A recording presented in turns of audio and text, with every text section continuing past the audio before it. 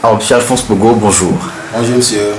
Vous étiez secrétaire général du parti ADI et vous étiez un membre actif, disons, un pilier de ce parti. Mais tout récemment, vous avez déposé votre lettre de démission au sein de ce parti.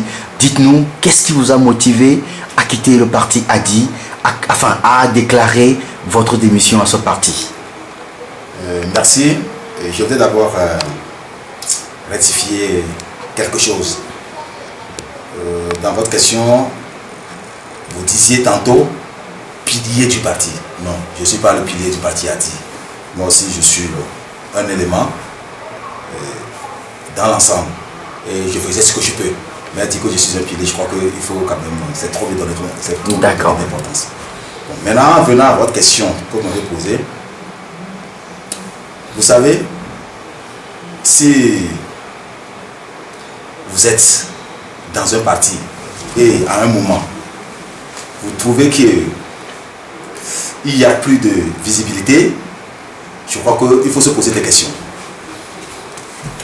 Vous savez, après les élections législatives, le premier parti, que ce soit de l'opposition contre la majorité, le premier parti qui a eu à faire son congrès, c'est le parti ADI. Le 29 mars 2014. Nous sommes à un an des élections présidentielles.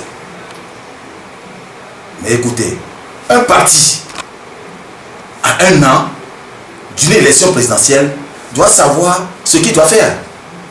Si à un an, vous ne savez pas encore ce que vous allez faire, je crois qu'il y a un problème. Alors j'ai demandé, nous allons à un congrès. Quelle est notre position? Nous ne pouvons pas sortir d'un congrès à un an d'une élection présidentielle et ne pas savoir ce que nous faisons. Si nous serons candidats, alors prenons une résolution claire et nette que ADI sera candidat. Peut-être un candidat à verser dans notre collectif CST. C'est-à-dire un candidat à la candidature.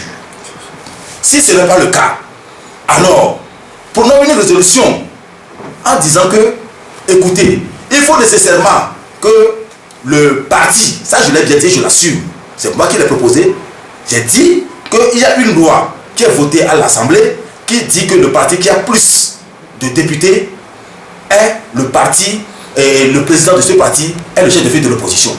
Est-ce que nous contestons ça? Si nous ne contestons pas ça, alors prenons une résolution pour dire que nous demandons au parti de l'ANC, qui est le parti majoritaire de l'opposition à l'Assemblée, de nous dégager un candidat. Le candidat que ce parti va dégager peut être un candidat de notre parti, de la société civile ou bien de l'ANC. Mais mettons-le, c'est-à-dire donnons-le cette responsabilité. Et ça, c'est au cas où nous-mêmes, nous ne voulons pas nous présenter ça. Mais si nous voulons nous présenter, disons-le clairement sur les partis politiques, nous allons aux élections et que, en 2015, ADI aura un candidat. C'est le nom, ou bien le mois venu, nous vous donnerons le nom. Je n'ai pas eu de réponse. Je me suis posé, mais qu'est-ce qui ne va pas? Ça, on peut laisser encore passer. Mais vous savez, je voudrais le dire sincèrement, que lorsque nous avons commencé l'Assemblée législative en 2013, n'oubliez pas que nous sommes partis aux élections dans le cadre du CST. Et donc c'est tout à fait normal que l'ANC et l'ADI forment un groupe parlementaire parce que ça fait deux partis du CST qui avaient des députés à l'Assemblée nationale. Et effectivement, en se fondant sur un article de notre règlement intérieur à l'Assemblée nationale, c'est par affinité que nous deux, nous sommes. Et il y a même plus d'affinité. J'estime que à chaque fois qu'il y a un problème entre les deux partis, nous devons nous asseoir pour trouver des solutions idoines. Je vais vous rappeler quelque chose. Lorsque nous avons commencé la législature et que l'Assemblée nationale, dans son règlement intérieur, avait adopté d'avoir en son sein 9 commissions parlementaires, l'opposition, dans son entièreté, a eu 4 commissions. L'UNI, 5 commissions. Dans les 4 commissions-là, le problème était posé de savoir si l'UFC va prendre une commission dans l'opposition ou va prendre sa commission dans la majorité. Parce que nous estimons que l'UFC étant au gouvernement avec l'UNI, d'emblée, on ne peut plus compter l'UFC dans l'opposition. C'était le premier combat que nous avons tous eu. Que ce soit Arc-en-Ciel, que ce soit l'ADI, que ce soit l'ANC, nous avons martelé à l'époque que à aucun moment nous n'allons donner aucune commission à l'UFC. L'UFC n'a qu'à les prendre chez l'UNI. Mais finalement, qu'est-ce qui s'est passé? Effectivement, l'UNI nous a laissé 3 commissions, c'est-à-dire 3 commissions à ADI, à l'ANC et puis à Arc-en-Ciel. Et ils étaient obligés, c'est eux qui ont donné une commission à l'UFC, mais en prenant un sur notre quota. Ça, politiquement, c'est quelque chose. Cela voudra dire que sur le plan politique, nous avons quand même martelé que l'UFC n'est pas de l'opposition. Parce que c'était notre bataille. Nous devons quand même lutter sur des principes. Dire que l'UFC n'est pas de l'opposition. Et c'est pour ça que nous avons refusé de donner d'accepter que l'UFC prenne une commission chez nous. Finalement, l'UNI était obligé de donner une commission à l'UFC, mais en prenant sur notre quota. Première chose. Et dans ça, qu'est-ce qui s'est passé? Au moment où il y avait ce problème de commission, je vous assure que, et mon président de mon ex-parti a dit, je veux parler du professeur Gogué, le docteur Kapati n'était pas au pays. Ils étaient tous à l'étranger. Alors, j'étais seul à me batailler. J'ai vu les gens de l'ANC. On en a discuté seul. J'étais seul à discuter avec eux pour dire, écoute, nous sommes dans un groupe. Et c'est là que le président de l'ANC a dit quand même, oh, on est deux dans le groupe. Même si c'est 2 commissions, bon, vous allez prendre un dossier, on va prendre un. 3 députés, l'ANC nous a cédé une commission. Commission santé. Parce que le groupe parlementaire ANC a dit, avait pris 2 commissions. Commission santé et puis commission environnement. Mais l'ANC pouvait dire à l'époque, mais nous sommes 16 députés. Eux, ils ne sont que 3. Alors nous allons prendre les deux commissions. Ils ont laissé une commission à l'ADI. Mais je vous avoue, vous pouvez vérifier sur le professeur Gogué. Quand le professeur Gogué est venu de son voyage, et je lui ai dit que, président, nous avons une commission, il s'était étonné. Il m'a dit, ah bon, ils ont accepté de nous donner une commission, mais avant, tu as fait comment? Cela vous a dit que quand même, là c'est de bonne foi. Nous avons cédé une commission sur 2. Une autre fois, il s'était agi de former des groupes pour les commissions parlementaires sur le plan international, c'est-à-dire l'UMOA, CIP, et UIP, ACP et APF, ainsi de suite. Bizarrement encore, les 2 n'étaient pas encore là. Ils étaient encore à l'extérieur du pays. J'étais seul. Depuis leur voyage, on s'est téléphoné. C'est depuis Sénégal que le professeur Gogué m'a demandé de tout faire au niveau de l'ANC pour avoir pour qu'il soit dans la commission de l'UMOA.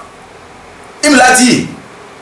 Et quand j'ai vu notre président du groupe amateur, Isabella Megavi, j'ai dit, ah vous savez, le professeur Gogué n'est pas là, mais vous savez, il a des relations à l'UMOA. Si on le met là-bas, on le met à l'UMOA, ça peut être toujours utile au groupe parlementaire.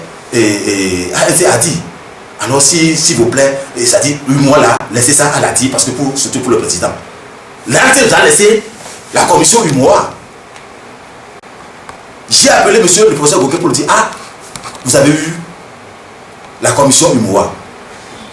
Le docteur Kapati n'était pas dans le pays. J'ai demandé au professeur Gogué, mais écoutez, qu'est-ce que je vais prendre pour le docteur Kapati?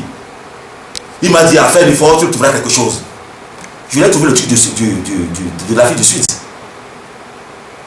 La commission qui siège à l'Afrique du Sud, la commission parlementaire qui est à l'Afrique du Sud, j'ai parlé avec nos amis de l'ANC, ils ont laissé ça au docteur Kapati. Mais je vous avoue quand même que les commissions étaient limitées. D'accord? Et donc, a dit de ne pas avoir 3 commissions, c'est 2 commissions que nous devons avoir. Mais j'ai dit prenez les 2. Parce que ce n'est pas, pour moi, ce n'est pas ça qui est le plus important, parce que Adi c'est Adi. Ce n'est pas que ce soit docteur Kapati ou bien le professeur Gogué qui m'écoute. Mais nous avons eu 2 commissions. J'ai dit prenez les 2 commissions. Moi, je suis resté sa commission, je n'ai pas de commission. Je suis député de base à l'Assemblée nationale. Mais ce n'est pas ça, pour moi, qui fait la lutte. C'était la 2e fois.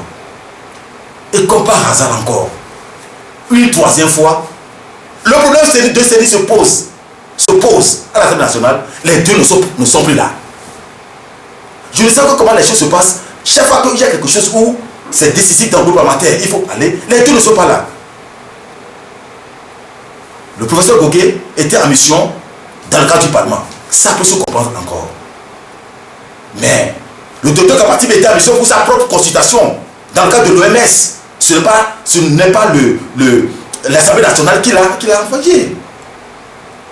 Alors, le problème de la CENI s'est posé. Mais avant que les deux ne quittent le pays, nous savions, on était quand même en harmonie avec l'ANC, que au niveau du groupe parlementaire, l'ANC a dit, c'est 4 sièges qui nous revenaient. Et donc, l'ANC prenait, parce qu'on a fait la division par le nombre de députés, l'ANC avait 3 députés, avait 3 sièges, c'est-à-dire pour la CENI, et nous avons un siège pour la CENI. Donc, c'était un quotient que nous avons appliqué qui va jusqu'à au groupe arc-en-ciel. Donc, nous étions tous d'accord sur ce partage-là. Donc, un siège, effectivement, revenait à la DI. Comme je le disais tantôt, les deux n'étaient pas là, j'étais le seul représentant de l'ADI à l'Assemblée nationale à l'époque. Et quand les discussions ont débuté, l'UNI a encore ramené ce problème-là en disant que l'UFC devait prendre encore une place dans la commission électorale chez nous, dans l'opposition. Nous avons repris encore cette bataille d'antan en disant que non, on vous a déjà dit lors de la commission, lors de la formation de commission, que l'UFC n'est pas de l'opposition là, que ça là, il n'y a pas question que l'UFC ne peut pas prendre chez nous. Mais l'ANC disait avec force et rage qu'en aucun moment on n'aurait pas laissé de place à l'ANC. À l'UFC. À l'UFC. L'ANC était formel là-dessus. Arc-en-ciel était formel, plus formel encore, en disant que en aucun cas, l'UFC ne pouvait pas prendre de place dans l'opposition. J'étais le seul représentant de l'ADI, je disais, ADI ne donnera jamais. ADI ne donnera jamais une place. On en était là dans les discussions où on poussait l'UNI pour que l'UNI donne nécessairement encore, quitte de faire encore d'être encore dans le schéma qu'il avait fait lors de la formation des commissions à l'Assemblée nationale. Nous avons poussé l'UNI. Mais on était en pleine pause de concertation quand Maître Isabelle me dit que, mais Alphonse, le professeur Gogué, ton patron vient de nous envoyer un message. Mais je dis, c'est quel message? Voilà qu'on nous lit le message là-bas en disant que le professeur Gogué dit dans son message qu'il a eu des informations venant de l'UNIR que si l'opposition, c'est-à-dire que si nous refusons de donner une place à l'UFC, ils vont nous retirer toutes les commissions. Comme ils détiennent cette information de l'UNIR. Ça veut dire quoi? Ça veut dire que si nous ne donnons pas une place à l'UFC, nous n'aurons plus personne à la CENI. Et par conséquent, il faut lui donner une place pour que nous soyons à la CENI. C'est ce que ça veut dire. J'étais très surpris après, en apprenant que le même message a été envoyé à Kissi de l'arc-en-ciel. Je me suis posé des questions. Non seulement je suis le secrétaire général de l'ADI, mais je suis député de l'Assemblée nationale les 3. Vous deux, vous n'êtes pas là. Mais s'il y a un message de ceux qui va dans ce sens-là, voyez, à qui on doit envoyer le message? Je crois que c'est à moi.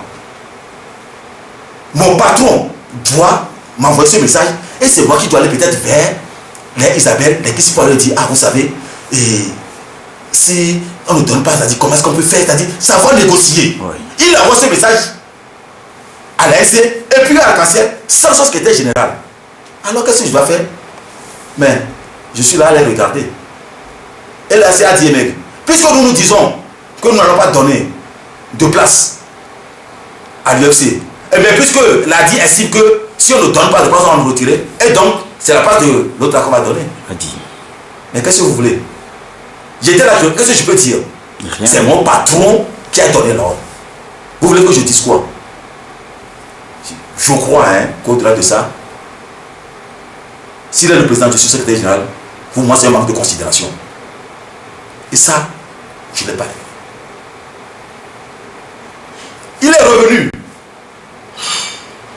Comme il le faisait avant, s'il n'y a rien, si le professeur Gogué n'a aucune idée derrière la tête, Je crois que la première des choses, c'est qu'il doit m'appeler pour me dire, mais Alphonse, comment est-ce que les choses doivent s'est passées? Mais je le dis, ce qu'il a fait, c'est le docteur Kampati qui est venu la première, c'est lui qui m'a demandé. Ah, je lui ai dit que c'est les discussions qui ont... Ouais. Je n'ai même pas dit directement au docteur Kampati que c'est ce que le président a dit. J'ai dit que c'est les discussions qui ont abouti, mais il n'a qu'à voir Isabelle Mravi, la présidente du groupe parlementaire. Puisque c'est pas moi qu'on a envoyé le message. Donc, en le disant, j'estime que s'il va voir la présidente du groupe parlementaire, ANC a dit, c'est sûr que la présidente va lui dire que c'est comme ça que votre président a envoyé un message.